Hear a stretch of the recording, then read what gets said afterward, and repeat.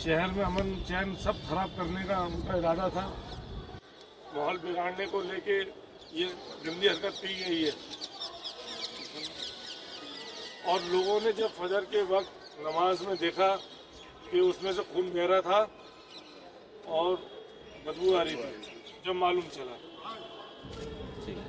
आने वाले का सर था, यहाँ आके बैठा है।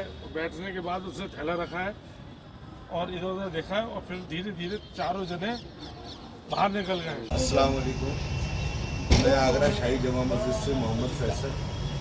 जैसा कि सब लोगों में एक अफवाह फैली हुई है और उस अफवाह को देखते हुए अभी आगरा जमा मस्जिद के अंदर डीसीपी आगरा साहब सोनम कुमार साहब आए थे और तमाम फोर्स है।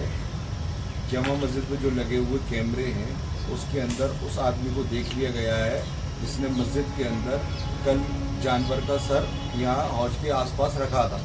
वो पूरा कैमरे में आ चुका है, मुकदमा उसमें लिखा दिया गया है।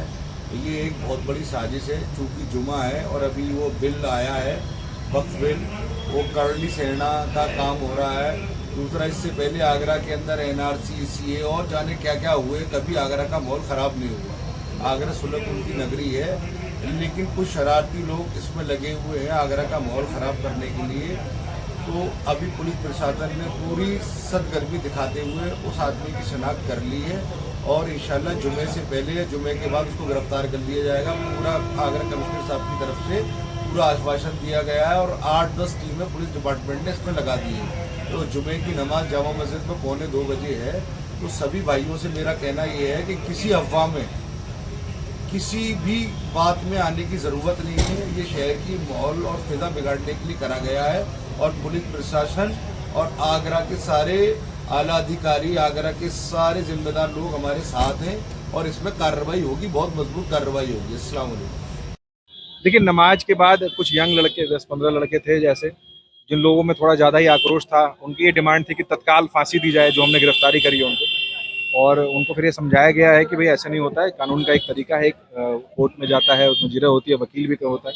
फाइनली जब कोर्ट सजा देता है तब फांसी दी जाती है। यंग लड़के हैं, थोड़ा आक्रोश था इसको लेकर के, उनको समझाया बुझाया गया। पुलिस एंटी राइट इक्विपमेंट के साथ यहाँ मुस्तैदी से खड़ी थी, किसी को भी इकट्ठा नहीं होने दिया गया। 2:40 का समय अभी हो रहा है। इस समय तक नमाज के सब लोग घर चले जाते हैं। आज भी सब लोग डिस्पर्स हो गए हैं।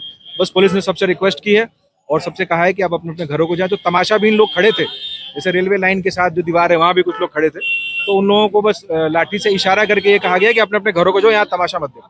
क्योंकि ऐसा अक्सर होता है कि भीड़ इकट्ठी हो जाती है और कोई मासूम उसमें बिना बात के फंस जाता है। तो वो उसको प्रिवेंट करने के लिए हम लोगों ने ये इंश्योर किया कि नमाज के बाद समझा बुझा के सबको अपने अपने घरों में वापस किया है। किसी भी तरह की कोई अफवाह पे ध्यान ना दे, अगर कोई अफवाह फैलाता है तो हमें सूचना दे, हम उस पर कार्रवाई करेंगे। देखिए, क्योंकि यहाँ बहुत ज्यादा फोर्स डिप्लॉय की गई थी और यहाँ पे कम से कम 9 कंपनी पीएसी हमने सुबह से डिप्लॉय कर रखी है। तो ये सीधी सी बात है, जब हजारों लोग नमाज पढ़ेंगे और 9 कंपनी पीएसी को, तो आपको ऐसा लगेगा कि धक्का मुक्की हो रही है, क्योंकि भीड़ भाड़ है। और ऐसा कुछ भी कहीं फोर्स का उपयोग इसमें नहीं हुआ है। बस लोगों को समझा बुझा के नमाज के बाद घर वापस भेजा गया है, ताकि किसी तरह के कोई उत्तेजना में आके कोई लॉ एंड ऑर्डर को अपने हाथ में ना ले।